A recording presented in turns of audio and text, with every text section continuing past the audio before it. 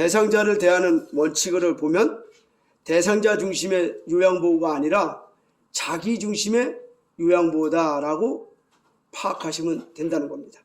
그러니까 여기 속이고 착각하고 어른을 존중하지 않고 공포감을 주고 뒤로 미루고 비난하고 중단하고 바보 취급하고 따돌리고 능력을 제한하고 어린애 취급하고 무시하고 강요하고 차별하고 재촉하고 이해하려 하지 않고 모욕하는 이러한 대상자를 대하는 상태가 있으면 요거는 무조건 대상자를 중심으로 한 서비스를 하고 있지 않다. 대상자의 자립 생활을 강화시켜내는 서비스가 아니라 자기를 위한 서비스다. 이렇게 생각하라는 거예요. 그래서 이렇게 되는 사람들은 주로 어떻게 되느냐? 어르신에 의해서 또는 보호자에 의해서 교체 명령이 떨어진다. 한 번은 이런 적이 있었는데요. 어르신이 열심히 서비스를 하다가 자기 말 안 들었다고 어르신이 이렇게 하면 며느님한테 얘기해서 요양원 보내라 그럴 거예요. 이렇게 얘기하시는 분들, 어르신의 비난하고 또 무시하고 또 능력을 제한하고 자기 결정의 능력을 무시하고 이러는 대화를 하면 어르신 중심, 대상자 중심의 요양보호를 하는 게 아니다 이거예요. 그럼 어르신 중심, 대상자 중심의 요양 서비스를 제공하고자 하는 사람들은 5가지 단계의 준비를 한다는 거예요. 거기 밑에 맨 밑에 29페이지 둘째 줄에 보면 첫 번째는 만남의 준비 단계에서는 요양보호사가 대상자에게 방문하였음을 알린다. 그래서 문을 띵동 띵동 하고 누르는 순간 요양보호사 누굽니다. 오늘 요양하러 왔습니다 하고 인사를 하라는 거예요. 이게 만남의 준비 단계예요. 또 만남의 준비 단계에서는 뭘 하느냐? 어르신의 처음 가는 어르신은 어르신의 장기요양 계획서, 서비스 제공 계획서를 숙지하고 그리고 가야 된다 이거예요. 또는 인수인계자와 할 때는 인수인계 사항을 정확하게 인수받고 들어가야 된다 이거죠. 아, 나 다 알아요. 원래 나 요양보호사 경력이 5년이야 이러고 그냥 바로 그 집으로 가면 안 된다 이 말입니다. 만남의 준비 단계, 즉 정보를 파악하고 그리고 그 집에 갈 때 제가 이 집을 앞으로 담당하게 될 요양보호사 누구누구입니다. 어르신 잘 부탁드립니다 하고 고지를 하라 이 말입니다. 근데 둘째 단계는 뭐냐? 케어의 준비 단계에서는 서로 친구가 돼야 된다. 어르신 제가 앞으로 어르신을 모실 사람입니다. 그리고 어르신에게 서비스 제공할 사람이니까 어르신 저를 잘 봐주십시오 하고 가야 된다. 셋째는 어떻게 됐느냐? 지각과 감각의 연결 단계라 그래서 어르신이 기분 좋게 서비스를 해야 된다. 서비스를 할수록 짜증나는 사람이 있을까요? 없을까요? 여기 앞에 나오는 대상자를 지겹게 하고 대상화하는 이런 서비스를 어르신 중심으로 안 하고 대상화하는 서비스를 하는 사람은 서비스를 제공할 때마다 어르신이 기분 나빠요. 그러니까 이런 생각은 다 버리시고 지각과 감각의 연결 단계에서 대상자가 기분 좋게 서비스를 해야 된다. 어르신 이거 할래요? 저거 할래요? 어느 거 해드릴까요? 물어봐가지고 이거 해줘? 그럼 그거 해주는 겁니다. 아니 그거 말고 이거 해줘? 그럼 이거 합니다. 이렇게 어르신이 원하는 대로 해주셔야 된다 이 말입니다. 그 다음에 넷째는 감정의 고정 단계에서는 케어의 기분 좋은 점을 상대의 기억에 남겨야 된다. 그래서 오늘 하루 어땠어요? 좋았지 뭐 잘했어 칭찬받을만 해 하고 인정받는 그런 기분 좋은 기억을 남겨두시고요. 5번째는 내일 또 기분 좋게 만나요 라고 얘기하는 약속의 단계, 기분 좋은 재회의 단계를 준비하는 것이 우리가 5가지 단계의 준비 단계를 거치면서 어르신 중심의 서비스를 제공해야 한다. 그럼 대상자 즉 어르신 중심으로 안 하는 것은 어떤 거냐? 구체적으로 여기에 나와 있는데요. 첫 번째는 제공자 중심의 요양보호사 사례 보시면 무엇이든지 강제한다. 어르신 이거 해요, 이거 해요, 저거 해요 이렇게 강요하는 형태는 다 부정적인 사례에 들어간다.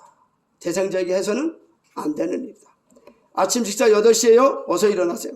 화장실 가려면요. 저도 고생하니까 이제 습관을 들여야 돼요. 혼자 하세요. 말로는 자립생활을 강요하면서 어르신을 명령하고 통제하면 안 된다. 어르신 걸으려면 힘들고 넘어지니까요. 그냥 휠체어 타세요. 내가 밀을게요. 이렇게 하면 안 되고 어르신이 걸 수 있으면 걸고 있게 해야 된다. 왜? 자립생활은 인간이 갖고 있는 기본적인 욕구다 이겁니다. 신체적이든 영혼적이든 영성적이든 다 그렇다는 거예요. 그 다음에 지금 목욕 안 하면 다음 주까지 기다려야 돼요. 그러니까 지금 하세요 하고 옷을 벗겨나가면 어르신이 원하지 않는데 그러시면 이것도 무엇이든지 강제하면서 하는 거다. 두 번째는 이런 게 있습니다. 사고 방지만을 강조하는 사례, 즉 안전만을 강조하는 사례인데요. 눈 깜짝할 새에 사고가 났어요. 누가 책임지겠어요? 어르신이게 우리가 책임져요. 그러니까 하지 마세요 라고 이야기하면서 억지하는 사람.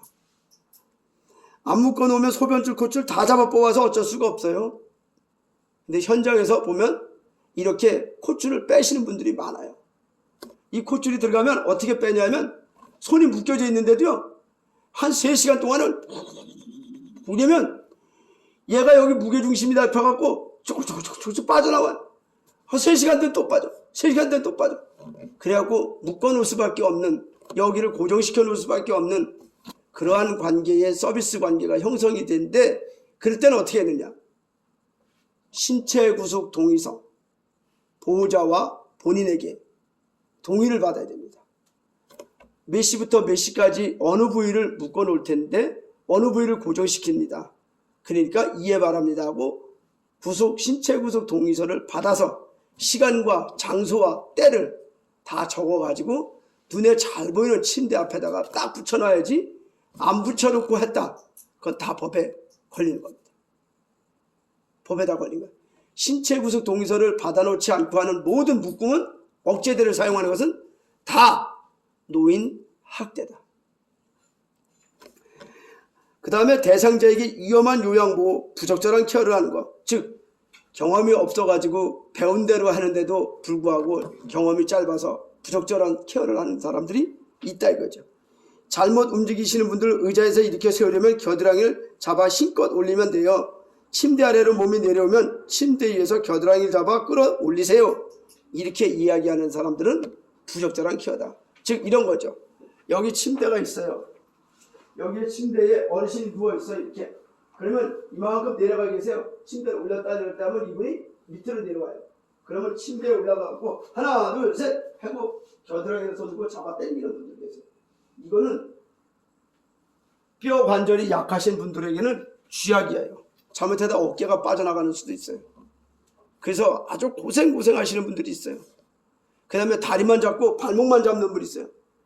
종아리를 껴갖고 둘이 잡을 때는 등대기 잡고 이렇게 해서 둘이 잡아야 되는데 발목만 잡고 여기서부터 접히는 데서 이렇게 드는 사람이 있어요. 그러다가 어르신 척추가 늘어나갖고 만성 척추질환에 걸리는 거예요. 그래서 이런 부적절한 거는 짬밥이 적어서 그렇다고 얘기하는데, 그러한 것이 몸에 배신 분들이 계세요. 왜?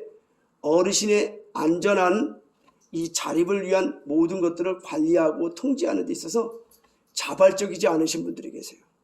창의적이지 않으신 분들. 내가 알고 있는 요만한 지식이 다다고 생각하면서 하시면 부적절한 서비스를 하게 된다. 그래서 서비스를 제공할 때는 가장 안전한 자세, 어르신이 편안한 자세, 그리고 어르신한테 물어봐야 돼요. 어르신 지금 이렇게 할 건데 이게 괜찮으세요? 하고 물어보셔야 돼요. 소통하지 않으면 이런 일이 생겨요. 그래서 어르신 제가 이걸 앉혀갖고 실체로 태울 텐데요. 어르신 제가 이렇게 해갖고 이렇게 돼서 이렇게 해서 침대에서 실체로 옮길 거예요. 어르신 뭔 뜻인지 아시죠? 하면은요, 편마비 걸리셨던 분은 자기 안 쓰는 좋은 다리로 디딜 테니까 내가 힘을 낼 수 있으니까 거기는 내가 힘을 낼게 하고 서로 힘을 맞추고 소통을 하고 화합을 해서 안전하게 옮겨지는데, 그렇지 않으신 분들은 힘만 믿고 하다가 어르신도 다치고 자기도 다친다. 특히 초짜들이 가갖고 자격증 따자마자 가면은 어르신한테 안 물어보고 하면 다 이런 사고가 생긴대. 물어보면 어르신이 하나 둘 셋 하고 같이 해요. 그러면 안전해지는데 본인 혼자서 어르신 여기 앉혀놓고 혼자 마음속으로 하나 둘 셋 하고 일려다가 같이 넘어지시는 분들이 종종 있더라. 그래서 그거는 주의해 주셨으면 좋겠습니다. 그럼 이렇게 어르신 중심의 요양보호 서비스를 하는 데 있어서 실천 윤리가 있어요. 실천 윤리, 실천 이 목록을 보면 제일 처음에 뭐가 되냐면 대면하기. 어르신을 만나면 첫 번째 단계에서도 두 번째 단계고 세 번째 단계고 네 번째 단계고 다섯 번째 단계도 다 얼굴을 본다 이겁니다. 서비스를 제공하려면. 근데 얼굴을 볼 때는 어떻게 봐야 되느냐? 상대방과 가까운 거리에 정면에서 같은 눈높이를 본다. 그 다음에 서비스 의향을 물을 때는 옳은 방법으로 해야 되는데 눈을 맞추고 2초 이내에 인사하거나 말을 건넨다. 적대적인 눈빛은 피해야 된다.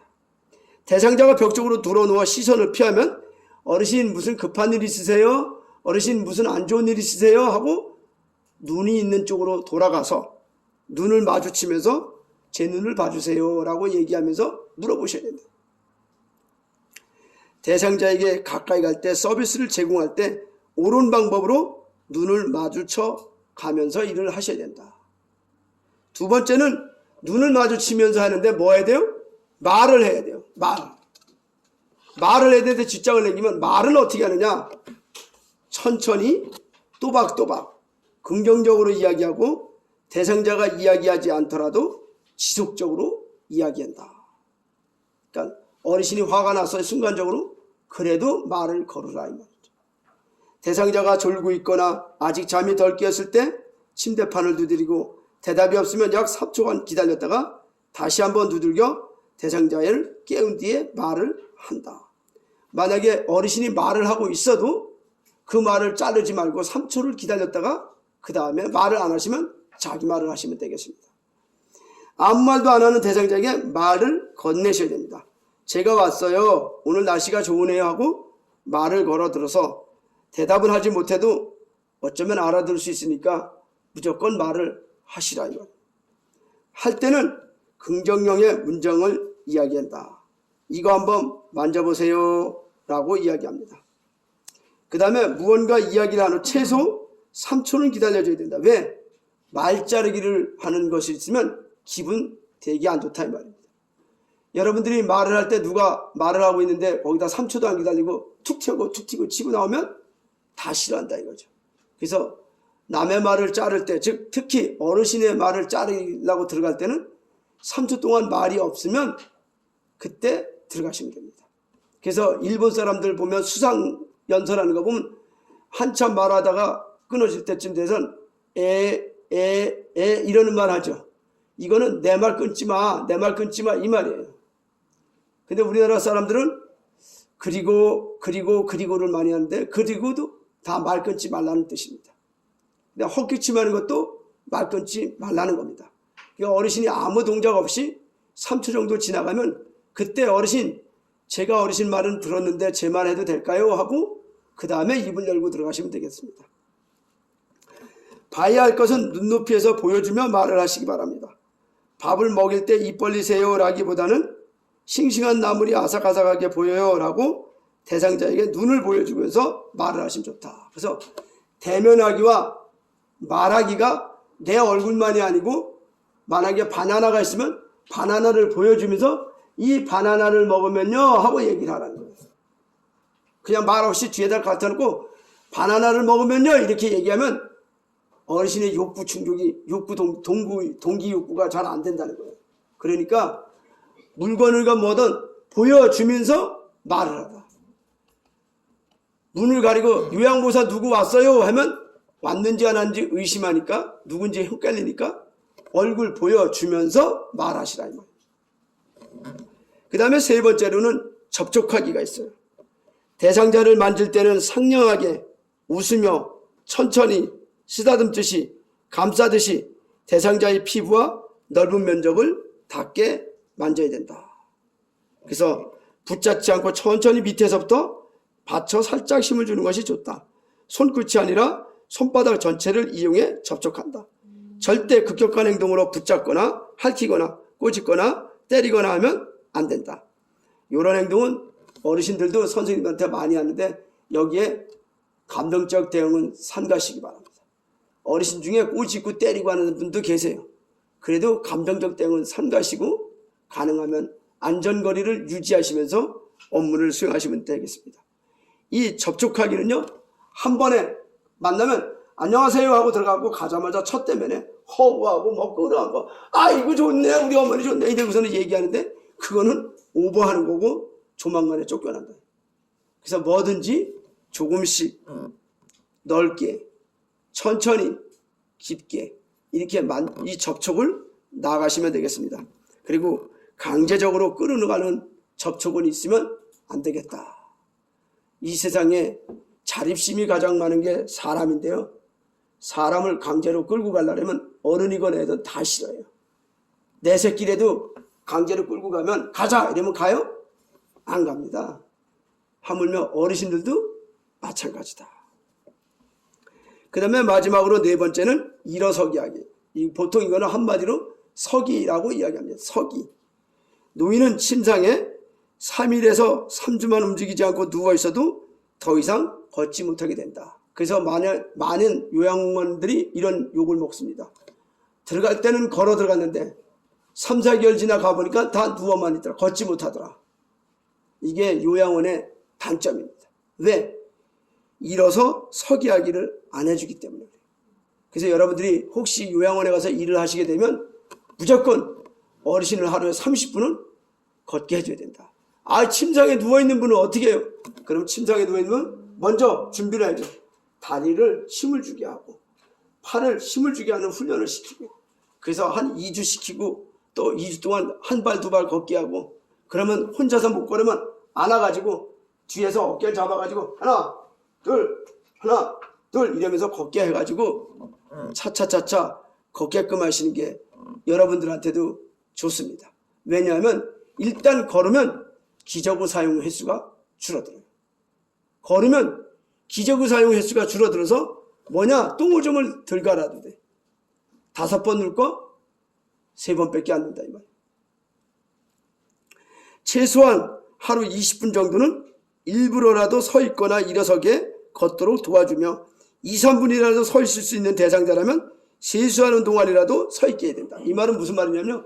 와상 환자라도 가능하면 앉혀가지고 세수하세요. 그 다음에 앉힌 다음에 이거 방향을 봐. 누워있는 분을 앉혀서 앉혀있는 분을 부축하고 걷게 부축하고 걷다 있는 분을 손잡으며 걷고 손잡으며 걷던 분을 혼자서 걷게끔 이렇게 발전적인 방향으로 서게 해 주셔야 된다 이겁니다.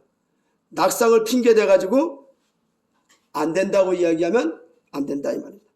느리더라도 부축하지 말고 가급적 혼자 움직이게 해야 된다. 그래서 여러분들이 현장에 나갔을 때는 이렇게 해주셔야 돼요. 어르신들에게 서비스를 제공할 때 어느 집에 가시든 모든 상태는 혼자 할 수 있는 거, 지시하면 하는 거, 그 다음에 완전히 도와줘야 되는 거. 이렇게 세 가지로 구분해서 모든 행위를 밥 먹는 것도 혼자 숟갈 잡을 수 있는 혼자 하는 건 어르신 숟갈만 갖다 주면 돼. 어르신 숟갈 드세요. 지시하는 게 돼. 어르신 밥을 천천히 떠드세요. 그럼 천천히 떠드세요. 근데 완전히 못 넣어 여기까지만 넣고 더 못 넣어 그럼 여기서부터는 도와주는 겁니다. 서비스가 여러분들 현장에 다 가면 혼자 할 수 있는 거는 절대 도와주지 마세요. 어르신 혼자 하시고 여러분들은 지켜보기만 하시면 된다. 왜? 안전사고 날까봐. 혼자서 할 수 있는 거는 지켜보기만 하시고 요거는 뭐예요? 지시하고 혼자 지시만 하면 혼자예요. 어르신 수저는 오른쪽이고요. 절갈은 왼쪽이에요 라고 얘기해 주시면 이분이 수저 절갈 양손에다 든다 이 말이에요. 그러면 그렇게 하면 지시만 내리는 거는 지시만 내리고 혼자 하는 거예요. 화장실 갈 때 특히 마찬가지. 어르신이 화장실까지 갔어요. 갔는 데는 못 걸어서 데리고 가지만 그 안에서는 혼자 저펀저펀대서 혼자 화장실 갔다 그러면 화장실 문 앞에까지 도와주시고 화장실 들어가서는 혼자 하시고 밑 닦을 때는 어르신 화장실을 밑 닦으세요 얘기하고 이렇게 모든 세 개 동작을 구분해서 갖고 어르신하고 서비스를 제공해 주시면 되겠습니다. 지금까지는 재작년까지는 무조건 어르신이 빨래 그럼 빨래를 다 했어요. 여러분들이. 근데 이제는 그렇게 안 하고요. 어르신하고 같이 어르신이 혼자 빨래 했는데 세탁기 돌아갔어요. 그럼 꺼내놓고 어르신 요거는 넣읍시다. 넣을 수 있으면 같이 넣고 갤 수 있으면 같이 갤. 구분하실 줄 같이 구분하고 이제 서비스를 이렇게 하라는 거예요. 뭔 얘기인지 감 잡으셨나요? 예전에는 빨래하기 그러면 빨래를 다 요양보호사가 다 해줬어요. 어르신 벗으세요. 벗은 거 다 갖다 세탁기에다 놓고 돌리면 돌린 거 가지고 또 넣어요. 그래서 이걸 가지고 어르신들이 선생님들을 많이 괴롭혔어요. 왜냐하면 어르신 것만 빨래가 있지 않고 그 가족 것들이 들어가 있어서 가족 것 때문에 선생님들이 굴욕감을 느끼고 또 이 자기 신분 요양보호사라는 직책에 굴종감을 가진다 이렇게 평이 나가지고 그래서 일명 예전까지는 국가공인 파출부가 요양보호사다 이렇게 얘기했어요. 근데 작년부터는 요 원리에 따라서 어르신이 못하는 것만 도와준 거예요. 또 못하는 거는 말만 하면 해더라 그러면 말만 하는 거예요. 그러니까 어르신이 못하는 것만 도와준 거예요. 어르신의 전체 자립생활 중에서 어르신이 못하는 것만 도와주는 게 요양 서비스다. 뭔 얘기인지 아셨죠? 설거지 하던 할머니는 설거지를 어디까지 할 수 있는지 봐가지고 여기는 못하면 그것만 도와주는 거예요. 나머지는 어르신 하세요 해서 하게끔 해주는 게 작년부터 나오는 이 책의 기본적인 개념이에요. 자립생활을 방해하는 것들은 도와주되 자립이 가능한 것은 서비스 내용에 들어가지 말아야 된다. 이 내용입니다. 이해하셨죠? 근데 많은 사람들 중에 어떤 사람들이 있냐면 나는 착하니까 어르신이 힘들으니까 내가 다 하지. 이런 일은 절대 없대요. 왜냐하면 얼마 한 4년 전에 우리나라 노인들에게 효자가 어떤 게 효자냐라고 자녀들에 대해서 물어봤답니다. 설문조사를 했더니 노인들이 다 한 달에 용돈 100만 원씩 주고 뭐 70만 원 주고 100만 원 주고 150만 원 주는 이런 아들, 딸이 효자가 아니고요. 효자는 어떤 게 효자냐라고 물어본 최고 1등이 뭐냐면요. 기본 시급을 주고 한 달에 하루에 3, 4시간씩 한두 시간씩 매일 일거리를 주면서 돈을 주는 자녀. 이거래요. 동의하세요? 동의하세요? 저는 우리 아버지가 그래서 전 동의를 해요. 이 개념에 대해서. 어느 날 일을 뺏었더니 너무 나이가 들으셨다고 이제 하지 마세요 했더니 그 일 뺏었다고 화가 나가지고 막 일주일 동안 말도 안 하시고 아주 분이 차갖고 그러시더라고. 근데 그런 부분들이 대한민국 어르신들이 다 그렇다는 거예요. 적절하게 돈을 주면서 적절하게 노동을 시켜주는 자녀가 최고로 효자다라고 그렇게 나왔답니다. 설문조사에서. 돈 다 대주고 전적으로 도와주는 사람, 이런 자녀를 원치 않고요. 이거를 구분해주는 사람. 그래서 우리의 서비스는 어떤 일인지 간에 현장에 가면 이게 이걸로 가게 날이 가면 서비스를 해야 되고요.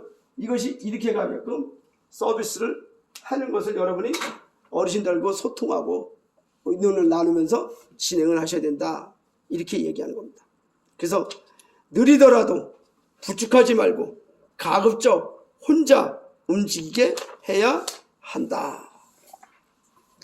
서서 움직이고 스스로 활동하는 동안 기분 좋은 이야기를 하면서 격려해 주셔야 된다. 아유, 혼자 어른이 좋죠?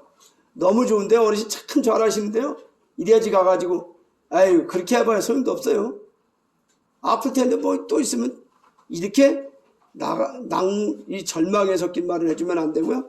긍정적이고 희망에 섞인 말들을 해주셔라. 근데 제일 중요한 거, 노인의 건강 상태는 영양 상태에 따라 크게 영향을 받는다.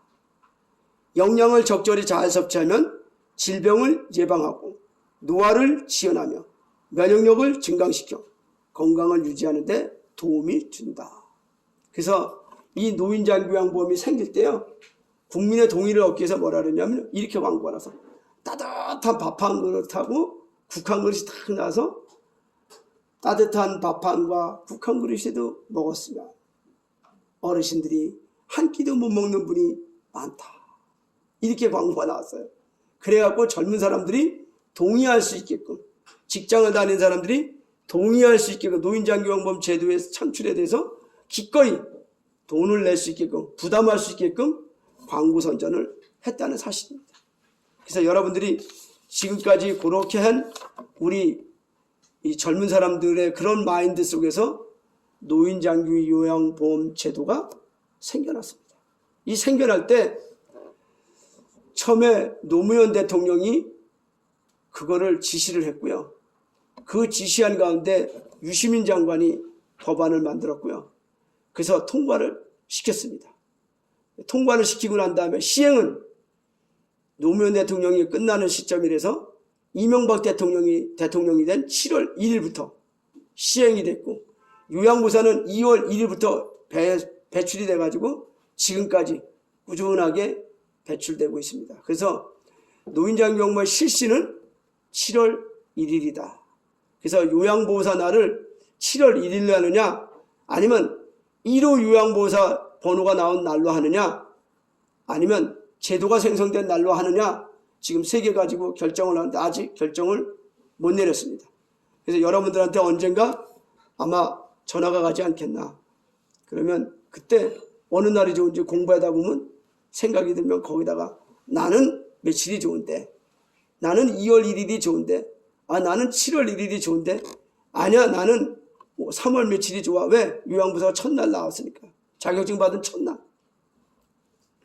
어느 걸로 하는지 여러분들은 생각을 해보셔야겠지만 어쨌든 우리가 지금 현재 오늘 이 시간까지 요양보호 대상자의 이해, 그 이해 속에서 만남과 또 보기와 말하고 접촉하고 또 서는 어르신들의 자립생활을 지원하고 그것을 강화시켜내는 활동을 어떻든지 간에 해야 한다예요.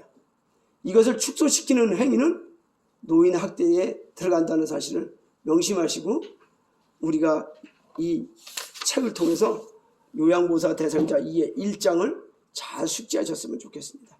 그래서 여기까지 공부한 걸 가지고 문제집, 단원 문제집 있죠. 따라잡기, 두꺼운 문제집이 있을 거예요. 두꺼운 거 1장 문제집을 풀어보시기 바랍니다.